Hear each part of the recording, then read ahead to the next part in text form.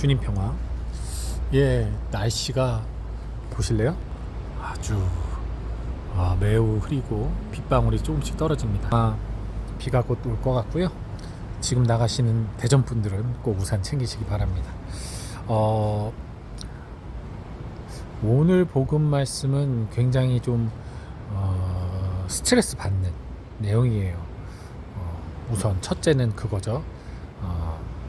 눈으로 음욕을 품으면 그 사람과 간음하는 것이다. 그냥 생각만 해도 간음하는 것이다. 그것과 뭐 말 그대로 죄를 지면 눈을 뽑고 팔을 자르고 다리를 자르고 뭐 다 죄 짓는 부위를 다 잘라버려라. 그 내용과 불륜을 제외하고 남편이 아내를 버리는 것도 다 간음이다. 뭐 이런 내용들인데요. 아마 이 말 그대로 따라가면 우리는 다 죽습니다.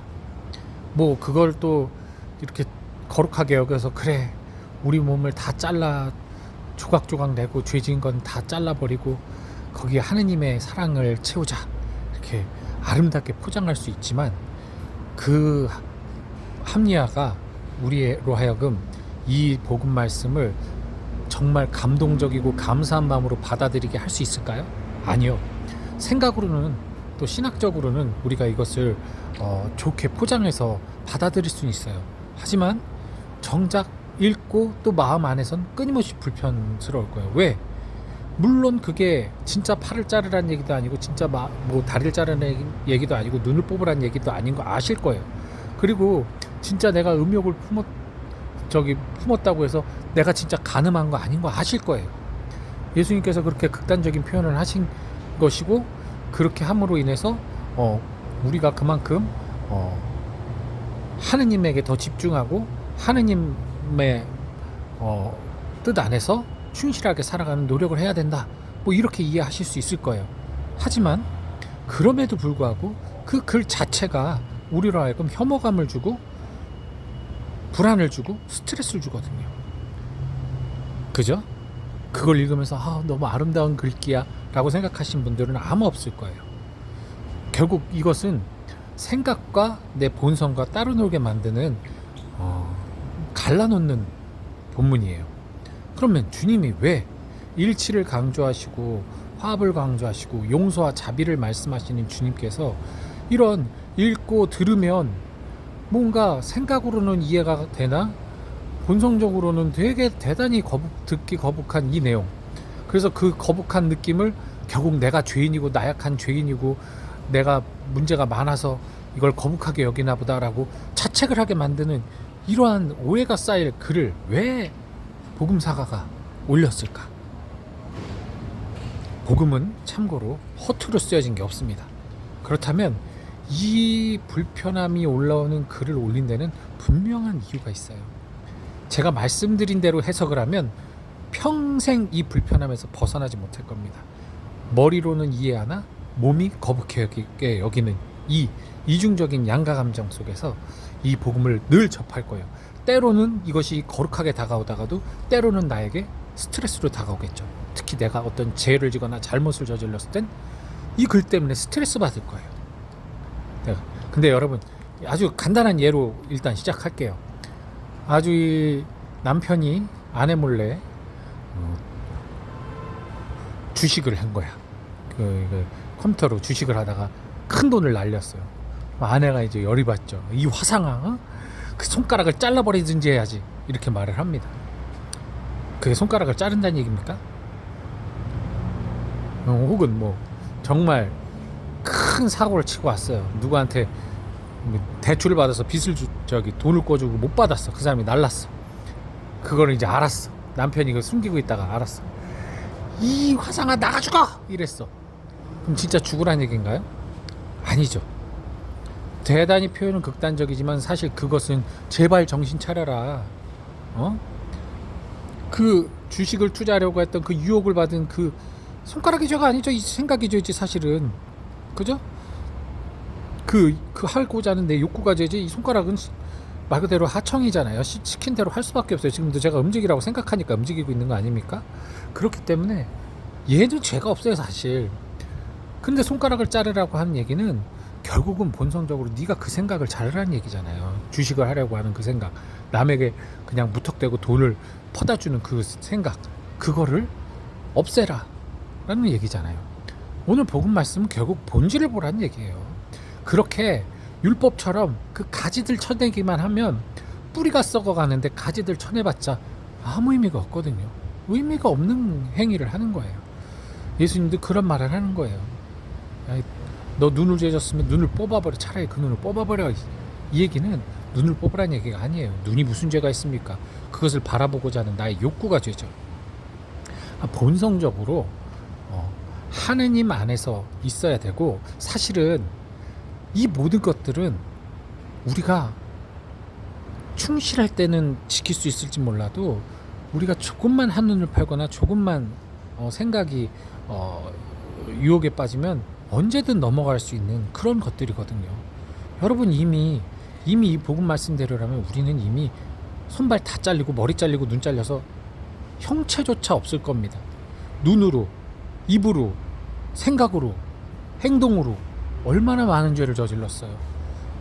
저는 큰 죄 저지르지 않았는데 식탐도 죄입니다. 음식 욕구 못 참는 것도 죄예요. 아시다시피 늦잠 자고 게으름 핀 것도 죄고, 누군가에 대해서 분한 마음을 먹고 그 마음을 먹은 상태로 하루 종일 기분 나쁜 상태로 있으면서 내가 마음의 평화를 찾지 않는 것도 죄예요. 사실 죄로 따지기 시작하면요, 우리는 숨 쉬는 것 빼고는 다 죄입니다. 예. 그렇기 때문에 이 말씀을 해석 자체를 근본적으로 달리 하셔야 돼요. 이 말씀은 그러니까 죄를 짓지 말아야지 쪽으로 가는 게 아니라, 그러니까 나는 하느님 외에는 내 몸이 온전할 수 있는 방법은 없구나라는 걸 깨달아야 되는 거예요. 우리는 죄로 인해서 끊임없이 머리이신 그리스도로부터 떨어져 나가려고 하는 그러한 어쩔 수 없는 이 세속의 존재예요. 하지만 주님은 끊임없이 다시 손을 뻗쳐서, 당신의 신경망을 뻗쳐서 분리되려던 당신의 지체를 다시 합치고 계시죠. 그것이 우리에게 고해성사고 우리에게 성체성사예요. 그렇다면 이것을 통해서 우리가 끊임없이 다시 주님과 한 몸이 되는 거죠. 우리가 노력해야 될 것은 죄를 안 눈이 뽑히기 싫어서, 팔이 잘리기 싫어서 죄를 안 짓는 것이 아니라, 우리가 언제든 넘어질 수 있음을 늘 인정하고 자주자주 성찰하고 돌아서서 또 회개하고 또 회개하고 또 회개하는 끊임없는 반복, 그것을 통해서 끊어졌던 신경망을 다시 연결해 주시기 위해서 내려오는 주님의 그 사랑을 붙잡는 것, 이것에 우리의 모든 신경을 집중시켜야 된다는 겁니다. 거기다 두라는 얘기예요. 저도 남자예요. 저도 아름다운 여성 보면은 순간 그렇게까지 음란한 생각까지는 안 가더라도 이쁜데, 섹시한데 생각해요. 그 생각만으로도 간음이래요. 그럼 저는 벌써 끝났죠. 정결을 어긴 거죠. 이런 잣대로 사람들이 신앙생활을 하다 보면 결코 신앙생활이 행복할 수가 없다는 걸 말씀드리는 거예요. 열심히 사시는 분들은 많은데 행복한 신앙생활 하시는 분들이 생각보다 없어요. 말은 행복하다고 말하는데 함께 이야기를 나누다 보면 왜 이렇게 불행한 요소가 많아? 불행한 요소는 많은데 그걸 생각으로 행복하다라고 억지로 주입시키시는 분들이 은근히 많아요. 근데 말을 하다 보면 얼굴은 수심이 가득하고 그늘이 져 있어. 그리고 말하다 보면 여러 가지 힘든 게 많아. 근데 그냥 행복해요 라고 얘기를 하는, 그거는 아니죠. 그거는 내 몸에 암이 있는데 내가 스스로 암이 아닌 걸 부정하고 사는 거하고 똑같아요. 치료받지 않으려고 하는 거하고 똑같습니다. 여러분, 우리는 늘 죄인이에요. 근데 회개를 해야 될 죄인이잖아요. 그렇기 때문에 여러분 고해성사를 적어도 한 달에 한 번씩은 보셔야 된다는 거, 그리고 성체를 일주일에 한 번 꼭 보셔야 된다는 거 말씀드리고 싶어요. 그건 주님과 연결될 수 있는 매우 중요한 통로예요. 이게 제일 중요해요. 죄 안 짓는 것보다 이게 더 중요해요. 이걸 말씀드리고 싶어요. 그러니까 주님과 하나 되고자 하는 노력을 포기하지 마십시오. 주님께 나가려고 하는 노력을, 죄 안 지려고 하는 노력, 그 되지도 않는 노력을 하지 마시고 어차피 죄는 짓게 돼 있어요. 생각으로 여러분 끊임없이 오늘 예수님 말씀하신 건 그거예요. 니네가 겉으로 아무리 거룩한 척해도 니네 머릿속 생각이 짓는 죄를 어떻게 막을 거야? 하느님에게 있어서는 그 생각도 죄야. 너희는 그렇기 때문에 그거를 막으려고 노력하지 마. 그건 안 되는 거야. 안 되기 때문에 내가 아들을 보내서 십자가를 통해 너희의 죄를 없애준 거잖아. 그렇다면 그걸 믿고 너희가 자유롭게 살라고 나는 끊임없이 내가 복음을 통해 성직자를 통해 교리 교사들을 통해 가르쳐주고 있는데 왜 너희는 여전히 죄의식과 죄책감 속에서 그렇게 살려고 하니? 거룩함을 추구하려 하지 마. 예수 그리스도가 살아간 삶을 보세요. 율법주의적인 관점에서 봤을 때 거룩함이 아니에요. 속됨이지. 먹고 마시고 자고 속됨이잖아요, 사실. 거룩한 사람들에게 있어서는. 근데 예수님은 그러셨잖아요.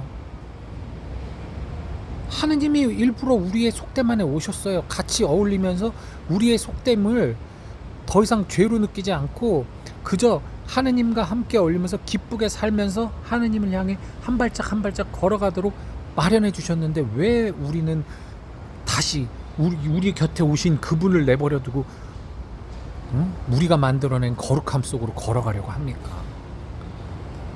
그러니 오늘 복음은 여러분 죄로부터 해방되라는 예수님의 반어법이에요. 나가 죽어 그거하고 똑같은 거예요. 어휴, 그 주둥이 꿰매버려야지. 그거하고 똑같은 거예요. 그러니 여러분 다시 한번 이런 말씀 보면서 왜 나는 우리 죄를 질까? 죄를 지면 안 되는데 이런 쪽으로 가지 마시고 우리에게 이렇게 잔소리하시면서 당신이 책임져 주시겠다는 우리의 모든 것을 책임져 주시겠다는 그분의 사랑에 감사하면서 전례와 성사에 충실한 삶을 살아가시기 바랍니다. 그리고 전례와 성사에 충실하면서 그분의 말씀을 듣다 보면 자연스럽게 때로는 넘어지고 때로는 죄를 짓더라도 금세 회개하여 돌아와서 다시 주님 품에 안기게 돼 있어요. 그렇게 성장해 가는 거예요. 그냥 놔두세요. 제발 내가 어떻게 하려고 노력하지 마시고 놔두세요. 한 가지 목표만 가지고 그것만 생각하세요. 너무 많은 것을 하려고 하니 늘 지치는 겁니다. 주님은 그 멍에를 내려놓으라고, 그리고 당신이 준 멍에 평화와 자유와 행복의 기쁨의 멍에를 매라고 얘기하세요. 그러니까 여러분 오늘 이 이야기는 여러분 꼭 새겨 들으셨으면 좋겠어요. 제가 늘 이야기하는 것에 오늘 핵심이 이 안에 많이 들어가 있어요. 그러니까 새겨 들으시고 여러분들 좀 더 행복하게 좀 더 감사하면서 기쁘게 살아가시는 신앙생활 되시길 바랍니다. 주님 평화.